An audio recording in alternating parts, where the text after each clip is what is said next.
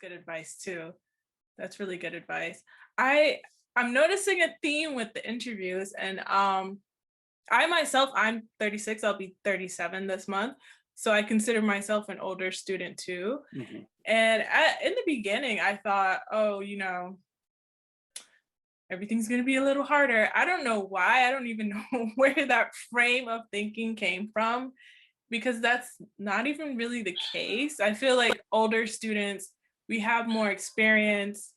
We we have like a better understanding of how to create routines for success when it comes to like studying or finding information or reaching out for help or like you said asking questions.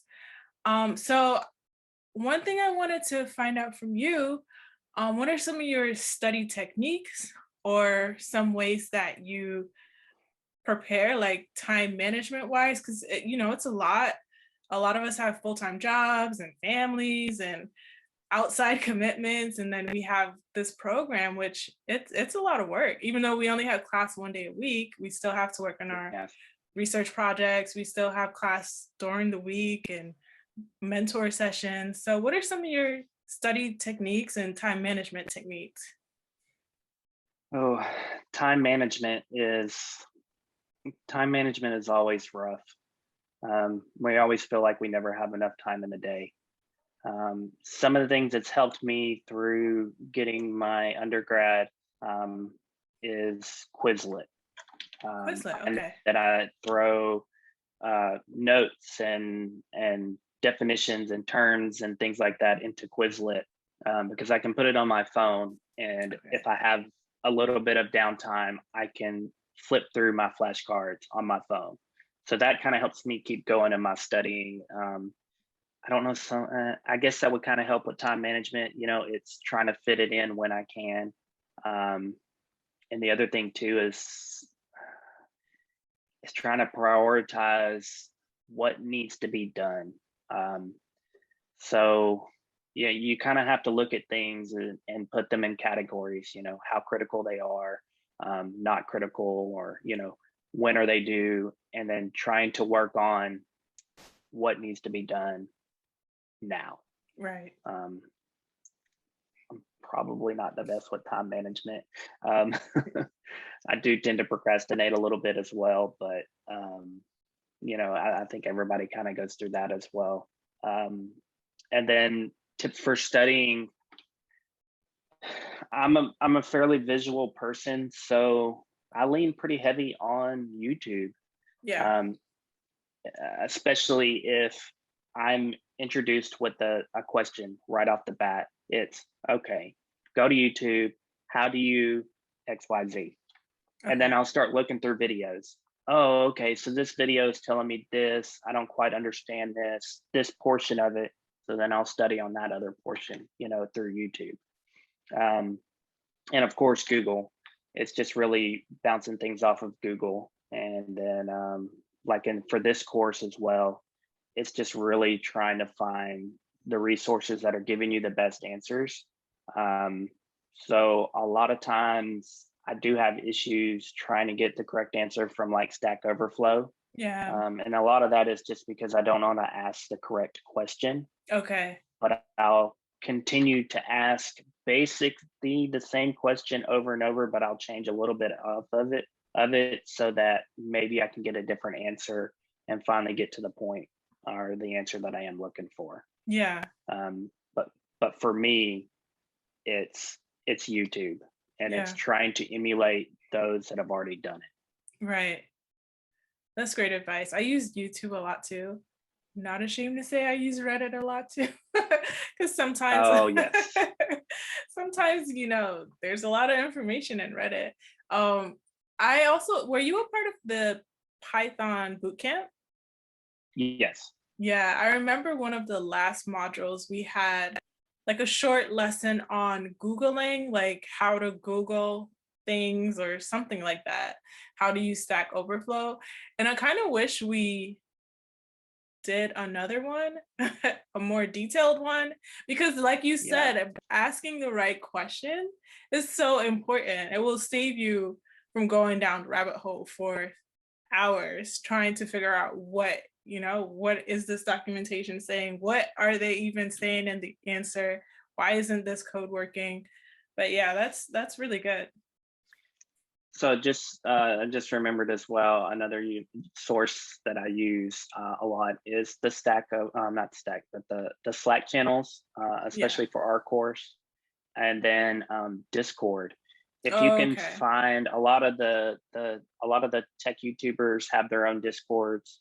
Um, you can connect with them, and then a lot of times this is a great place to ask questions. If you just don't even know, I mean, there's tons of people out there that just want to help. Hmm. And when you ask questions, they're going to want to answer for you, or at least point you in a direction where you can find resources to answer those questions. Yeah. Who are some of your favorite tech YouTubers? So I made a little list. Right now, I'm big on Ken G. That's Oh, J E okay. Yeah, yeah. E. Yeah. He does the 66 days of data, Okay. where you spend 66 days and you learn something. It doesn't matter how in depth it is, but you learn something related to data science. And Oh, it could be okay. as simple as a function or a data visualization or um, just how, like, the T test, is it T test or P test? T test PT test. works. Yeah. And things like that. And it's trying to move you into that mindset of lifelong learning, learning something new every day, and then coupling that with data and just trying to learn something new about data science every day. And then the next big one I do watch is Tina Wong. Oh, I just Um, found her. Yeah. yeah, she has a really good take on, especially if you're doing, like, you're making that career change, because I believe she was a pharmacist and decided one day she wanted to get into tech. So she crammed in 11 days to get a data science role at one of the FANG companies. So Facebook, Apple, Hmm. Netflix, and Netflix. Google. Um, and she ended up getting a job just by cramming in 11 days on how to take a tech interview and learn SQL queries. So that's what she did. And so I was like, well, I mean, she kind of has a pretty good little, technique that she's doing. And Hmm. it's one of those things where you just learn what you need to learn, and then Right. everything else will start to fall into place. Right. Um, so the Data Professor and then Data Interview Pro, those are a couple other ones I've been watching here lately. Those, of course, because I'm moving into that mode of looking for a job. Yeah. Oh my God, it's horrible. Okay, let's talk about that. Let's since you brought it up. I mean, I feel like we're a little spoiled because we do have access to C1 Connect. C1 Connect is like our personal LinkedIn for our program, which Mhm. provides us jobs. And then we also have some companies that come in and come to our career fairs and we can apply directly to them for special opportunities. But I was talking to Jesus in the prior episode, and he did a boot camp, and he mentioned how difficult it was when he was done with his boot camp to apply for jobs, and he applied to over 100 jobs. But so I feel like we're being groomed for success because they're also helping us with the resume portion, and there are a lot of people in our group that have connections. Um, so how do you feel about that? Okay, so the job search, I do like to see one connect. It kind of gives you that little foot in the door because um, since our program is so heavily sponsored, corporate sponsored, and then they have that relationship with those corporations that, I kind of feel like that helps. It's the leg up. And then the career development within this course is excellent as well. There's always something going on. There's always, places to ask questions, or, hey, can you look at my resume? And then just the other portion of that is the crowdsource portion of other fellows posting jobs. Hey, I found this job. Hey, I found Yeah. this resource, or I found this job they're hiring, or my company is hiring. Because we have a lot of people that are Mhm. kind of in the field, or they are in the field, and they're Yeah. like, hey, my company's hiring, I'd love to have other fellows come over and work. So that I really love. um, the other portion, the other side to that is, wow, how can you ask for 3 to 5 years of experience on an Yeah. entry level position? Oh, I've probably, at this point, starting from this summer, I have probably applied to 65 jobs. Oh, I wow. got one tech interview, Yeah. and then a couple of other. I had one recruiter reach out, and that's really about it. It's Yeah. like one, two, or three, and the rest are just either ghosted or sorry, you don't have the experience. And it's Okay. like, well, I kind of do, but Right. I kind of don't. So it gets a little discouraging, to say the least, looking for those jobs when the it's an entry level or junior position and they're telling you need 5 years of experience. Yeah. So Yeah. um, yeah, so hard. It's so hard to get around. Um, but hey, that I knew that going in, that I Mhm. was going to kind of be starting over in a career, doing a career change. So Yeah. um, you got to find where you're going to fit in, really, and keep plugging away at it. Yeah. Would you work, as a data scientist Yes. for, like, the No. federal government? For the federal government? Um, yeah, absolutely. Mhm. The government jobs are definitely on the list. Mhm. Since I did used to have a security clearance, it's a lot cheaper and easier for me to get a renewal or another clearance since I've already had one. So that's definitely not out of the realm for me. Mhm. I will look anywhere.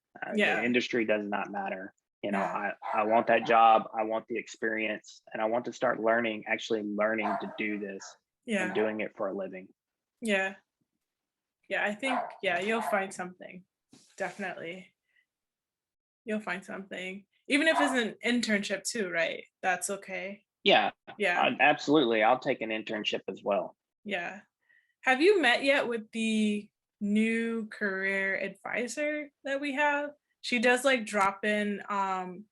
sessions on Wednesdays, and now she has like office hours. Yeah. Yes, yes, I've met with her kind of a couple of times. Um, she gave me a lot of good feedback on my resume, and that's probably a big key of why I'm not getting a lot of callbacks on my jobs. Hmm. The way she had explained it to me, Yeah. and it's really just a matter of making that resume stand out. Um, action statements and really quantifying what you did previously. Even Yeah. if it isn't data science, it's really showing that, I took on this project, it was worth X amount of dollars. This was X, Y, and Z of what we did. Really to convey, like, these are skills that you have, may not necessarily be data science, but skills that we can use on the job, things that we would look for in a candidate. Yeah. So that's what I've been trying to do with my resume.